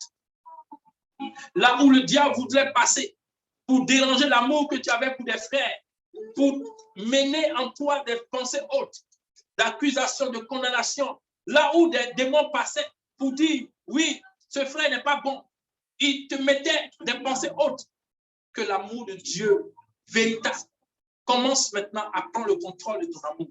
Au nom de Jésus-Christ de Nazareth. Merci Saint-Esprit de Dieu. Remplis tous les cœurs. Remplis tous les cœurs. Remplis tous les cœurs. Remplis tous les cœurs de l'amour de Dieu. La Bible déclare que l'amour de Dieu est déversé dans nos cœurs. Est déversé dans nos cœurs. Est rempli dans nos cœurs. Est dans nos cœurs par le Saint-Esprit qui nous a été donné. Que le Saint-Esprit remplit tous les cœurs d'amour. Du véritable amour. Que la sœur, le frère qui voit ce message, reçoit maintenant des doses d'amour, les charges de l'amour de Dieu. Au nom de Jésus-Christ de Nazareth, que le feu de l'amour de Dieu maintenant t'habite et t'anime. Au nom puissant de Jésus-Christ de Nazareth. Amen. Soyez donc bénis, que la grâce de Dieu soit avec toi et je t'invite vraiment à travailler davantage sur ces instructions de sorte que la grâce de Dieu soit avec toi dans le nom de Jésus-Christ. Amen. Seigneur, dans ton amour, tu es bon. Seigneur, dans ton amour.